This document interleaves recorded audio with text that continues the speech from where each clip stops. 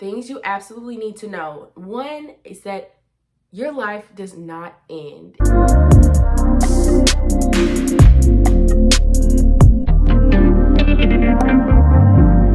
Hey guys, welcome back to my channel, The Jamie Nicole, and I am so excited for the videos I have in store this week. If you couldn't tell by the title, today is day one of my nursing school marathon. I'm currently on spring break this week from school, so I figured let's give the girlies something special. And I know that you all have been craving more nursing content, so that's exactly what I'm going to give you. But before we get into the video, be sure to like, share, and subscribe to my channel, please. If you want more content like this, give this video a big thumbs up. It costs you nothing, but it does a lot for me. So today, I'm going to be talking to you guys about things that you absolutely need to know before you start nursing school. I feel like so many times people ask me like, oh my goodness, how do you do this? Like, is it hard? Do you not have a social life? All those types of questions, because I think nursing school gets such a scary reputation to where people think that like their life is gonna end once they start nursing school. And honestly, I don't blame them, because that's exactly how I felt before I started, and like just hearing different things about it. And just like you, I ran to YouTube and I would start watching different videos of people who are in nursing school and whatnot. Things you absolutely need to know. One is that your life does not end. If anything, since I've started nursing school, I've done more things, at least socially.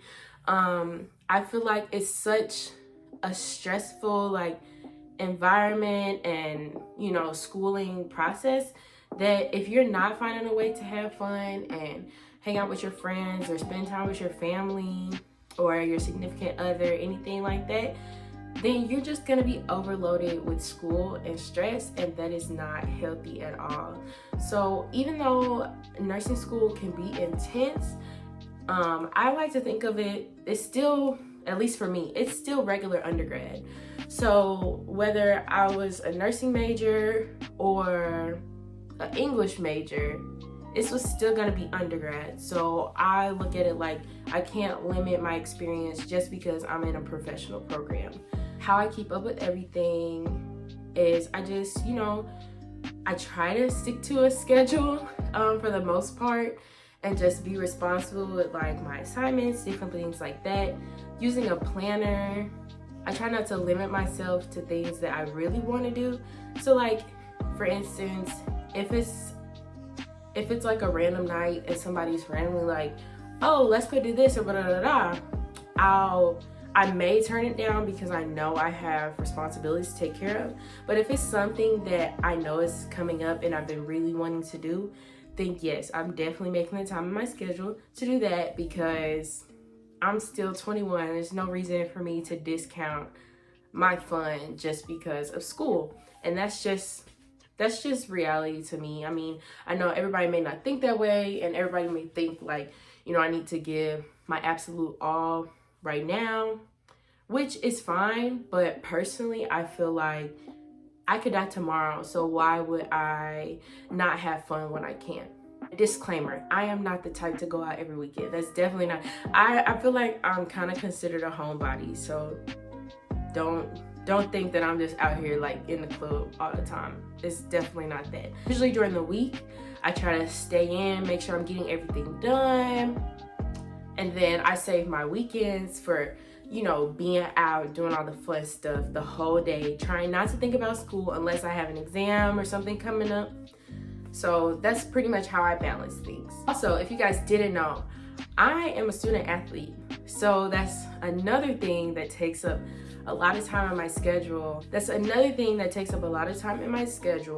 So just like I said before, I try to, stay organized, manage my time wisely, and, fully be present for whatever I'm doing at the moment.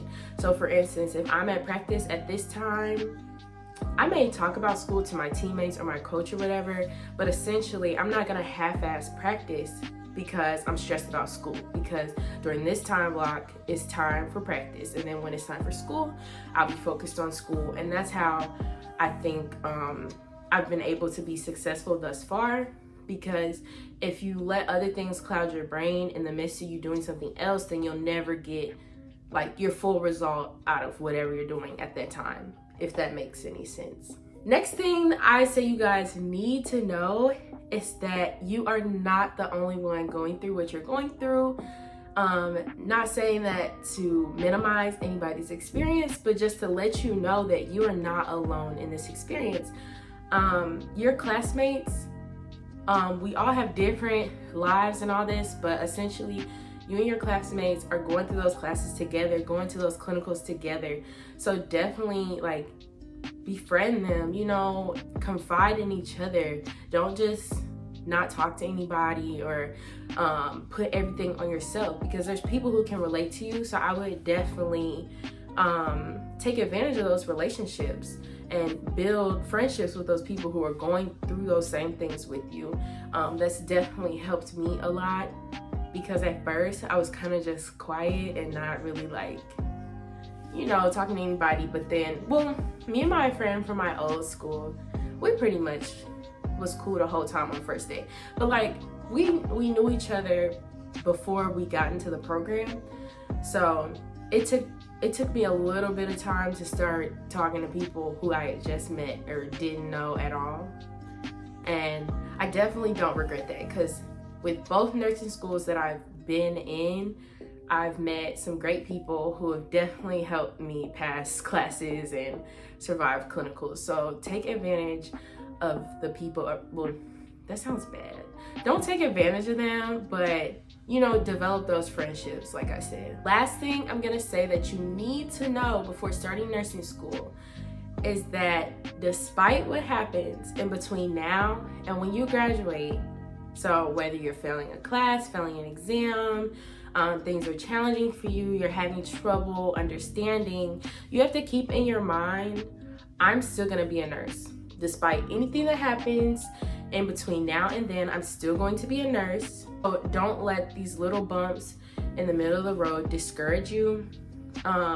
Hopefully we all haven't been there, but I've definitely been there when I've been in a situation failing a class. Like when I took pharm at my first school, I was failing the class for the majority of the semester. I was a little discouraged, but I had to just figure out a way to stay encouraged, because it's not that it wasn't impossible, and I had to realize it's not impossible. And that's how I kept myself encouraged, and I eventually ended up passing. But in the midst of it, it definitely kind of felt like, okay, like, am I gonna fail? Am I gonna have to retake this? Am I gonna graduate? You know, all those thoughts that go through your mind, but just keep it in your head. Even if you're in prereqs right now, if you want to be a nurse and you truly want to be a nurse, you have to tell yourself, I'm going to become a nurse no matter what happens. To add on to that, at least in my experience, a lot of the thing that influenced me to even have those moments of discouragement was typically the exams. Because if you don't know, nursing exams are so much different than regular knowledge-based exams that you're used to previously in school. So I'll admit, I am not the best exam taker. I typically excel. I can excel even in the classroom, like within discussion. I can excel in clinical. I absolutely love clinical. That's what confirmed for me that I knew I wanted to be a nurse, because of clinical. But anyway, I can excel in those areas. But when it comes to taking the exams, I struggled. And now I've kind of gotten a rhythm of how I do things and how I learn the information so that I can do well on exams. But before, I struggled a lot, and it made me feel less than and whatnot. But like I said, I will always tell myself, you know, I'm gonna be a nurse. So I get what you guys are going through, but do not let those nursing school exams define you, because they don't.